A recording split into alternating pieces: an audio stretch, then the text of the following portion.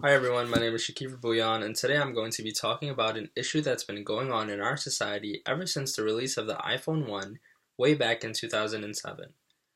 This is a controversial topic that appears to strike conflict amongst different generations of people, with the release of new smartphones every other day adding fuel to the fight. As the world inches towards a tech-savvy Silicon Valley society, many people, especially parents, are preventing this dystopia by taking the wait until 8th pledge.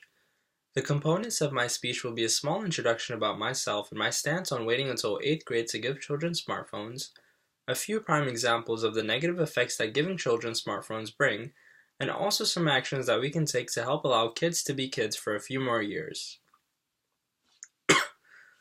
To start off, I'd like to make it aware to everyone that I myself haven't received my first smartphone until my junior year of high school. In fact, this was my very first phone in general, a Samsung Galaxy S5 that I still have laying around somewhere in my room. Maybe right now you can think about when you received your first phone.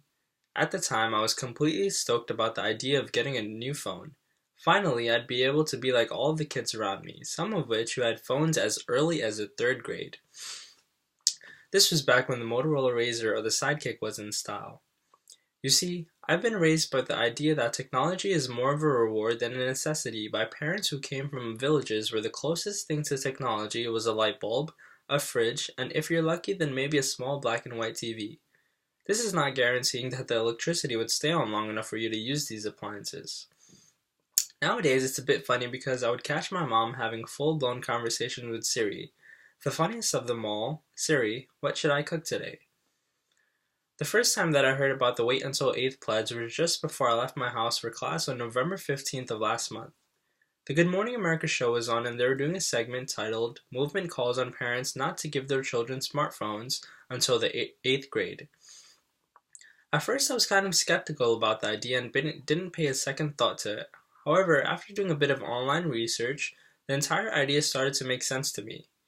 The goal of the Wait Until 8th pledge is to decrease the unrealistic social pressure and expectations of having smartphones for children who are in elementary or middle school. Smartphones have proven to be extremely addictive and potentially dangerous when given to children at an early age. Smartphones, as helpful as they appear, are quickly changing childhood for children. Activities such as playing outside, reading books, or spending time with family and friends have been replaced by hours of Instagramming, Snapchatting, and catching up on YouTube. I'm sure that many of us are guilty of this and can agree that when it comes to completing an assignment, these apps are your worst nightmare because of how addictive they can be. It was for this very reason that I actually deactivated my Instagram account more than a year ago, when I found myself scrolling down the same feed over and over again just to leave an assignment for the last minute. Now, this doesn't mean that I'm a complete ghost when it comes to social media because I do frequently use Facebook or Snapchat, but the apps are in a folder in my phone labeled Do Not Open. As a corps member of the St. John's University Jumpstart program, I am a firm believer in early childhood development and the importance of education for the youth. The years a child spends in elementary and middle school are what establishes a solid foundation for their academic success. It is during these years that children learn how to predictably manage their time when it comes to doing homework, projects, and extracurricular activities. By giving a child a smartphone during the most crucial years of their life, you are introducing a constant distraction and might be even harming them by allowing them to be exposed to all sorts of negativity that flow around the internet. Now, the easiest way that you'll be able to help put an end to this ongoing cycle of generations addicted to smartphones is by taking the Wait Until 8th pledge.